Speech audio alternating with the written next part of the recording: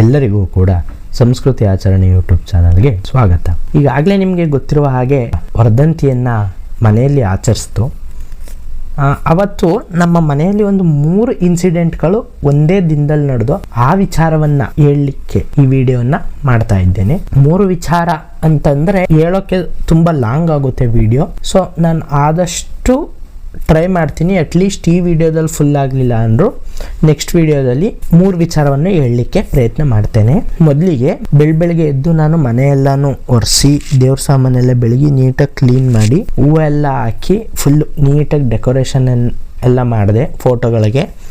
ನಂತರ ನಾವು ಯಾವುದೇ ಪೂಜೆಯನ್ನು ಕೂಡ ಮಾಡಿದರೂ ಆ ಒಂದು ಷೋಡಶೋಪಚಾರ ಪೂಜೆ ಸಂಪೂರ್ಣವಾಗಿ ನಾವು ಪೂಜೆಯನ್ನು ಮಾಡೋದು. ಅರ್ಚನೆಯಿಂದ ಹಿಡಿದು ಎಲ್ಲವನ್ನು ಕೂಡ ನಾವು ಮಾಡ್ತೇವೆ ದೇವರಿಗೆ ಮನೆಯಲ್ಲಿ. ಹಾಗಾಗಿ ಏನಾಗುತ್ತೆ, ನಮ್ಮದು ಪೂಜೆ ಮಾಡುವಂಥ ಪ್ರೊಸೀಜರ್ ತುಂಬ ಲಾಂಗ್ ಪ್ರೊಸೀಜರ್ ಇರುತ್ತೆ. ಲೈಕ್ ಫಸ್ಟ್ ಸ್ಟೆಪ್ಪಿಂದ ಹಿಡಿದು ಕೊನೆಯ ಸ್ಟೆಪ್ ತನಕನೂ ಕೂಡ ನಾವು ಒಂದು ಷೋಡಶೋಪಚಾರ ಪೂಜೆಯನ್ನೇ ಮಾಡೋದ್ರಿಂದ ನಮ್ಮ ಮನೆಯಲ್ಲಿ ಒಂದು ಪೂಜೆ ಮುಗಿಯುವಂಥ ಸಮಯ ತುಂಬ ಲಾಂಗ್ ಪ್ರೊಸೀಜರ್ ಇರುತ್ತೆ. ಹಾಗಾಗಿ ನಾನು ತುಂಬ ಟೈಮ್ ಹಿಡಿಯುತ್ತೆ. ಯಾರಾದರೂ ಆ ಷೋಡಶೋಪಚಾರ ಪೂಜೆ ಬಗ್ಗೆ ತಿಳ್ಕೊಬೇಕು ಅಂತ ಆಸಕ್ತಿ ಇದ್ದರೆ ಡಿಸ್ಕ್ರಿಪ್ಷನಲ್ಲಿ ಹತ್ರ ಲಿಂಕ್ ಹಾಕಿರ್ತೀನಿ, ಹೋಗಿ ಚೆಕ್ ಮಾಡಿ. ಪೂಜೆಯನ್ನೆಲ್ಲ ಮಾಡ್ತಾ ಇದ್ದೆ. ಒಂದಷ್ಟು ಪ್ರೊಸೀಜರ್ಸ್ ಮುಗಿಸಿ ನಂತರ ಅಷ್ಟೋತ್ತರವನ್ನು ರಾಘವೇಂದ್ರ ಸ್ವಾಮಿಯವರಿಗೆ ಹೇಳ್ತಾ ಪುಷ್ಪಾರ್ಚನೆಯನ್ನು ಮಾಡ್ತಿದ್ದಂಥ ಸಮಯದಲ್ಲಿ ಮಾಮೂಲಿ ಈಗ ಅನಾಥಾಶ್ರಮ, ರುದ್ರಾಶ್ರಮ ಈ ರೀತಿಯಾಗಿ ಒಂದು ಟ್ರಸ್ಟ್ ಇರುತ್ತೆ, ಅವರು ಮನೆ ಹತ್ರ ಬಂದು ಕೇಳ್ತಾರಲ್ಲ, ಆ ರೀತಿಯಾಗಿ ಒಬ್ಬರು ಬಂದಿದ್ದರು. ಆ್ಯಕ್ಚುಲಿ ನಮ್ಮ ಮನೆ ಕಿಟಕಿಯಿಂದ ನೋಡಿದ್ದಾರೆ ಅವರು. ರಾಘವೇಂದ್ರ ಸ್ವಾಮಿಯವರು ಪೂಜೆ ಮಾಡ್ತಾ ಇದ್ದೀವಿ ಅಂತೇಳಿ ಗೊತ್ತಾಗಿ ನಮ್ಮ ತಾಯಿಯವರು ಹೊರಗಡೆ ಇದ್ದರು. ಅಂದರೆ ಹೂವು, ಇನ್ನೊಂದು ಸ್ವಲ್ಪ ತುಳಸಿ ಏನಾದರೂ ಬೇಕು ಅಂದರೆ ತಂದ್ಕೊಡ್ಲಿಕ್ಕೆ ಅಂದ್ಬಿಟ್ಟು ಈಚೆ ಹೋಗಿದ್ರು, ತುಳಸಿಯನ್ನು ಕಿತ್ಕೊಂಡು ಬರಲಿಕ್ಕೆ ಅಂತೇಳಿ. ಆ ಸಮಯದಲ್ಲಿ ಏನಾಯಿತು, ಅವರು ಹೋಗಿ ನಮ್ಮ ತಾಯಿಯವರ ಬಳಿ ಕೇಳಿದ್ದಾರೆ, ನಿಮ್ಮ ಮನೆಯಲ್ಲೂ ರಾಘವೇಂದ್ರ ಸ್ವಾಮಿ ಅಂದರೆ ಇಷ್ಟನಾ, ಮತ್ತು ರಾಘವೇಂದ್ರ ಸ್ವಾಮಿಯವರಿಗೆ ಪೂಜೆ ನಿಮ್ಮ ಮನೆಯಲ್ಲೂ ಕೂಡ ಮಾಡ್ತಿದ್ದೀರಾ ಅಂತೇಳಿ ಕೇಳಿದ್ರಂತೆ. ನಮ್ಮಮ್ಮ ಹೌದು ಬನ್ನಿ, ಒಳಗೆ ಕುತ್ಕೊಂಡು ಬನ್ನಿ ಪೂಜೆ ನೋಡರಿ ಅಂತೇಳಿ ಕರ್ಕೊಂಡು ಬಂದಿದ್ದಾರೆ ಸ್ನೇಹಿತರೆ. ಅವರು ಬಂದು ದೇವರನ್ನೆಲ್ಲವನ್ನು ನೋಡಿದ್ರು. ಅವರು ಕೆಲವೊಂದಷ್ಟು ಮಾತುಗಳನ್ನು ಕೂಡ ಆಡಿದ್ರು. ಲೈಕ್ ನಾನು ಒಂದು ಕನಕಾಂಬರ ಹೂವಲ್ಲಿ ಪೂಜೆಯನ್ನು ಮಾಡ್ತಿದ್ದೆ. ಆಗ ಅವರಂದರು ರಾಯರಿಗೆ ಗಣಗಲೆ ಹೂವನ್ನು ತಂದಾಕಿ ಅವ್ರಿಗೆ ತುಂಬ ಇಷ್ಟ ಅಂಥೇಳಿ ಒಂದಷ್ಟು ಅಡ್ವೈಸನ್ನು ಕೂಡ ಕೊಟ್ಟರು.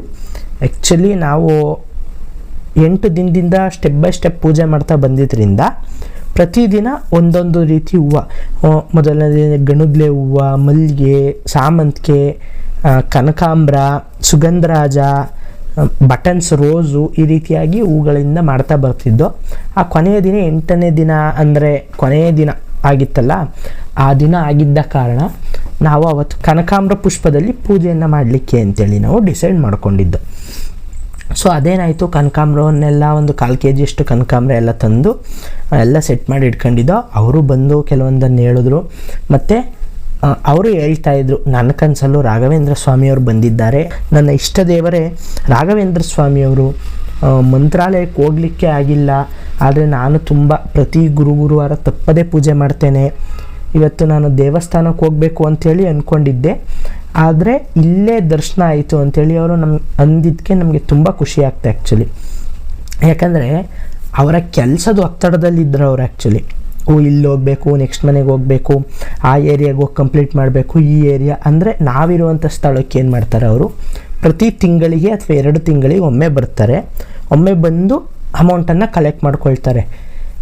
ಅವ್ರ ಇಂಟೆನ್ಷನ್ ಏನು, ಈಗ ಹೊಸ ಮನೆಗೆ ಹೋದರೆ ಕೆಲವೊಂದಷ್ಟು ಜನ ನಂಬಲ್ಲ ಅನ್ನೋ ಕಾರಣಕ್ಕೆ ಏನು ಮಾಡ್ತಾರೆ, ಅವರು ಹೋದಂತಹ ಮನೆಗೆ ಪ್ರತಿ ತಿಂಗಳು ಕೂಡ ಹೋಗಿ ಇಸ್ಕೊಳ್ತಾರೆ.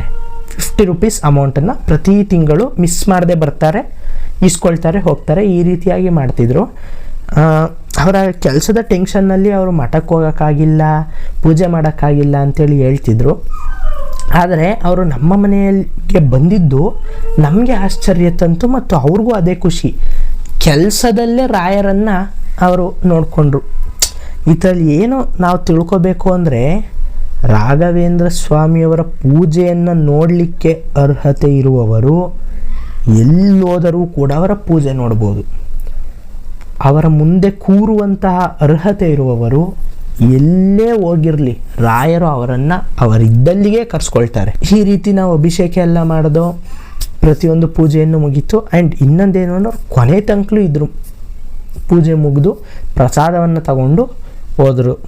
ಹೀಗಾಗಿ ನಾವು ತುಂಬ ದುಃಖದಲ್ಲಾಗಿರ್ಬೋದು, ಏನೇನೇನೇನೋ ಅಂದ್ಕೊಳ್ತೀವಿ. ಆದರೆ ರಾಘವೇಂದ್ರ ಸ್ವಾಮಿಯವರ ಕೃಪಾ ಕಟಾಕ್ಷ ಅಂಥದ್ದು. ಅವರ ಭಕ್ತರು ಈಗ ನಮಗೆ ನಿಮ್ಮನ್ನು ನೋಡುವಂಥ ಆಸೆ ಇದೆ ರಾಘವೇಂದ್ರ ಸ್ವಾಮಿಯವರೇ, ಆದರೆ ನಮ್ಮ ಕೈಲಿ ಬರಲಿಕ್ಕೆ ಆಗ್ತಿಲ್ಲ ಮಠಕ್ಕೆ ಅಂತ ಅವ್ರು ಅಂದ್ಕೊಂಡಿದ್ದರಂತೆ. ಅದೇ ರೀತಿಯಾಗಿ ಅವರು ನೋಡಿ ನಮ್ಮ ಮನೆಯಲ್ಲಿ ರಾಘವೇಂದ್ರ ಸ್ವಾಮಿಯವರು ಅವರನ್ನು ಕರೆಸಿಕೊಂಡು ದರ್ಶನ ಕೊಟ್ಟಿದ್ದಾರೆ. ಹೀಗಾಗಿ ವರ್ಧಂತಿಯಲ್ಲಿ ನಮ್ಮ ಮನೆ ನಡೆದಂತಹ ಒಂದು ಪವಾಡ ಅಂತಲೇ ಅಂದ್ಕೊಳ್ಬೋದು. ನಮಗಂತೂ ತುಂಬ ಖುಷಿ ಆಗ್ತು ಅವ್ರು ಬಂದಿದ್ದು. ಯಾಕಪ್ಪ ಅಂತಂದರೆ ದೇವರಿದ್ದಾನೆ ಅಂತ ಅವ್ರಿಗೂ ಒಂದು ಸೂಚನೆ, ನಮಗೂ ನಿನ್ನ ಪೂಜೆಯಲ್ಲಿ ನಾವು ಇದ್ದೀವಿ ಅಂತೇಳಿ ನಮಗೂ ಒಂದು ಸೂಚನೆ ಸಿಗ್ತಾ ಅಷ್ಟು ಖುಷಿ ಆಯಿತು ನಮಗೆ ಅವ್ರು ಬಂದಿದ್ದೆ ಆ್ಯಕ್ಚುಲಿ. ಮತ್ತು ಅವ್ರಿಗೊಂದು ನಾಮಲೇಖನ ಬುಕ್ಕನ್ನು ಕೂಡ ಕೊಟ್ಟೆ, ಬರೀರಿ ಅಂತೇಳಿ. ಅವರು ಕೇಳಿಕೊಂಡು ಯೂಟ್ಯೂಬಲ್ಲಿ ಇದ್ದೀರಾ ಅಂಥೇಳಿ ಕೇಳಿಕೊಂಡು ನನ್ನ ಹತ್ರ ಅವರು ಇಲ್ಲೇ ಸಬ್ಸ್ಕ್ರೈಬ್ನು ಮಾಡ್ಕೊಂಡು ನಮ್ಮ ಮನೆಯಿಂದಲೇ ಹೋದರು. ನನಗೆ ತುಂಬ ಖುಷಿ ಆಯಿತು. ಯಾಕಂದರೆ ಎಲ್ರಿಗೂ ಅಂಥ ಭಾಗ್ಯ ಸಿಗಲ್ಲ. ವ್ಯಕ್ತಿ ರಾಘವೇಂದ್ರ ಸ್ವಾಮಿಯವರ ಮೇಲೆ ಅತ್ಯಂತ ಭಕ್ತಿಯನ್ನು ಹೊಂದಿರತಕ್ಕಂಥ ಒಂದು ವ್ಯಕ್ತಿ ರಾಘವೇಂದ್ರ ಸ್ವಾಮಿಯವರ ಮಠಕ್ಕೆ ಹೋಗಿ ಪೂಜೆ ನೋಡಲಿಕ್ಕಾಗ್ತಿಲ್ವಲ್ಲ ಅಂತ ಬೇಸರದಲ್ಲಿದ್ದಂತಹ ವ್ಯಕ್ತಿಗೆ ರಾಘವೇಂದ್ರ ಸ್ವಾಮಿಯವರು ಯಾವ ರೀತಿಯಾಗಿ ಪೂಜೆಯನ್ನು ತೋರಿಸಿದ್ರು ನೋಡಿ.